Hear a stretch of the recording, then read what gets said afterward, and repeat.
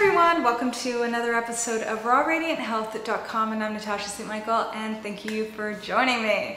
So I'm in Montreal, Canada. I'm staying at my parents' place. I'm here for a few weeks, and then I'm off to New York, and then I'm back to Bali in the middle of August. So I'm enjoying seeing family, seeing friends, everything. It's been great. It's been great to be back in North America. So today I decided that I should talk a little bit about where my diet is at, what's going on with my B12 deficiency, and just sort of keep you guys a little bit up to date, because I get tons of emails since I announced last January. If you haven't seen the videos, there's 2 videos talking about my B12 deficiency and how I decided to actually add animal products into my diet, and it was a huge decision, considering I've been vegetarian for most of my life. I was vegetarian for 23 years, and I was raw vegan for about 4 years, and I never ate, even when I ate meat as a very young child, I wasn't a big meat eater. So, and if it's been that long that you've eaten any kind of animal products, like over 20 years, it's kind of out of your consciousness. And it was not something that,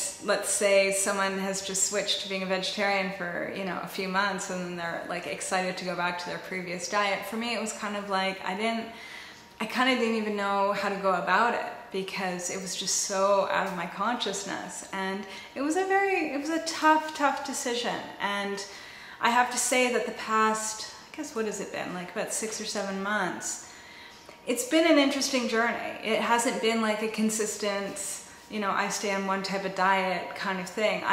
To be all honest with everyone, I kind of found myself like going towards the animal products, and then suddenly I'd be back on raw foods. And because that's what I knew, you know, it's like, I know what it's like to eat a vegetarian diet. I know what it's like to eat a raw food diet. And it's like, it was so new to me to be adding in fish and seafood and even meat. I've been eating white meat and red meat and as well as eggs and butter, and that was huge change for me. And especially doing it in Asia, doing it in Bali, you know, it's like that itself, you know, figuring, you know, where to get good products and clean products and organic products and all of that. It's been a journey.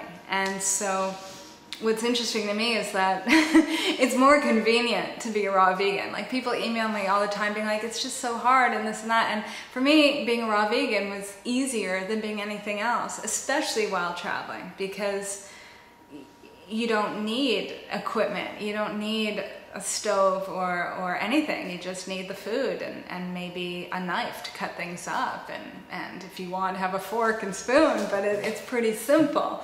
And so, and especially too, is that it's only been recently that I've actually rented a real home, whereas for about 8 months I was living between 4 places. In each place I was just renting a room, and I was going between, I think, about 4 different countries as well. I was back and forth between Thailand to Bali. I was going to Hong Kong. I have family there, and also like North America. And it was just, I was all over the place. And for me, it's easier doing the raw thing while I'm traveling and moving around, because it's so easy. There's fruits and vegetables everywhere. So I found myself over, I guess, the past 7 months to constantly be going towards eating raw foods again, and 100% like raw vegan. And I would do it for a few weeks, and then I'd start having issues with my nervous system, and due to the B12, because my B12 levels were dangerously low. And I was taking injections for a while, and that would help, but it would only temporarily help. I'd say within about 2 weeks I needed to go and get another shot. And I just felt, when I made the decision to incorporate animal foods into my diet, was that I don't want to be on the shots forever. I don't mind being on them for a limited amount of time, maybe a year, just to get my B12 levels up to a normal level, and it's staying up there so that the damage stops and that my body can actually heal itself. But I don't want to be on the shots forever. And the less shots I need to take, the better. And what I've noticed was that over these past 6-7 months was that I would find myself going back to eating the raw foods because it was easy and I loved it. And then within 2 to 3 weeks, I'd start having problems with my hands. Like I wouldn't be able to even like hold a book. Like my hands would go numb, and issues like my tongue would swell up, and losing my sense of smell, things like that. And mostly my biggest issue was that my hands, like I couldn't hold things, and also my sense of balance was not very good. And so what I noticed though, from observing myself and sort of observing the pattern, was that if I was on raw foods for like a vegan diet for too long, I'd start having issues again and would have to go and get a shot. And if I was on the animal foods, I wouldn't need a shot. And so, and I kind of would go back and forth because I was, I was used to being on a raw vegan diet, and I love raw foods. So it was a matter of sort of finding a balance and experimenting and seeing what was working and what wasn't. And I did try twice to get my B12 tested to see where my levels were at. And both times, it's kind of like in ballet, they're always like, oh yeah, we can do it, and you pay for it. You go through the whole like test, send it off, you're waiting for the results, and then you find out, oh, they sent it to Jakarta and the equipment doesn't work, or they're missing something. And so this kept happening. And now that I'm in North America, I think when I'm going to go to New York, I will get my blood drawn and I will send it somewhere to get tested. So I will let you guys know with the results of B12. And I have to say, where I am currently is I am eating animal products. I eat them every single day. And I feel great. I haven't had a B12 shot in, I'd say, maybe 2 or 3 months. And I don't have any issues with my hands. My hands, I can hold things, I can do things. My balance is very good. I feel good. So it'll be interesting to see what my test results will be. And I'm happy that I've been kind of doing this so that it gives it enough time to see where my levels are. That it wasn't like a month ago or something that I had a shot, but it's been a few months, and I'll see if this is helping and if it's working. But I do feel much better. So that's good. And pretty much what my diet is like is, I'd have to say, I'm eating a crazy amount of vegetables. That's for sure. I'm eating, I'd say, especially in Bali, I've been eating I'd say salads at every meal, including breakfast. So 2 to 3 salads, big salads a day, and I have eggs, or I have fish and seafood, maybe some meat once in a while. But I prefer to stick with the fish and seafood, it's local.